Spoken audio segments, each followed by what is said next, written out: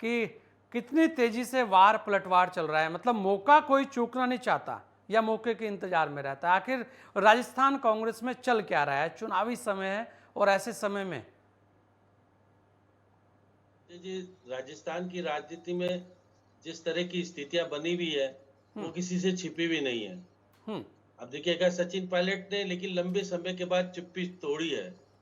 और जब वो हिमाचल का चुनाव दौरा करके आते हैं जयपुर, तो पत्रकारों से बातचीत करते हुए कहते हैं सीधे तौर पर कि प्रधानमंत्री ने जो हमारे मुख्यमंत्री अशोक गहलोत की तारीफ की है उसका मायने है निकलता है। प्रधानमंत्री ऐसी तारीफ नहीं कर देते। तो मतलब अब प्रधानमंत्री जी इसका को किसी की तारीफ नहीं करनी चाहिए, इसका मतलब तो यही हुआ। मतलब वो उनका राजनीतिक तौर पे जो कुछ कहना था जी। कि प्रधानमंत्री बिना मतलब के तारीफ नहीं करते। हाँ। जिस तरह का आरोप उन्होंने प्रधानमंत्री जी ने जिस तरह से देखिए मानगढ़ का जो कार्यक्रम हो रहा था, श्रद्धांजलि समारोह, जी। वहां पर मध्य प्रदेश के मुख्यमंत्री, मध्य प्रदेश के राज्यपाल और गुजरात के राज्यपाल भी मौजूद थे। और हमारे यहाँ से सांस्कृतिक राज्य मंत्री अर्जुन मेघवाल है जो राजस्थान से जाते, वो भी मौजूद थे।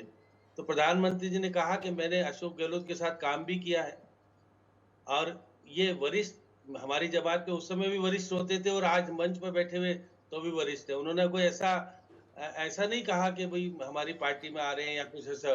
जी। जो सामान्यतः कहा जाता है वो भाषा में नहीं, कहा ये उन्होंने। सामान्य शिष्टाचार है, ऐसा लगा वहां। जो शिष्टाचार है होना भी चाहिए, कुछ इस तरीके की तस्वीरें नजर आनी भी चाहिए। लेकिन देखिए उतनी सी बात से कितना बड़ा बवाल हो गया। देखिए, लेकिन हमारे जो सचिन पायलट है उन्होंने कहा कि गुलाम नबी आजाद की इन्होंने तारीफ की थी हाउस के अंदर, हाँ। और उसका क्या परिणाम रहा। तो अब ये अशोक गहलोत के ऊपर जिस तरह से तंज कस रहे हैं, क्या इसका परिणाम क्या होता है क्या नहीं होता है कुछ नहीं कहा जा सकता। लेकिन उन्होंने कहा कि ये सोचनीय विषय है और इस पे मनन करना पड़ेगा, चिंतन करना पड़ेगा।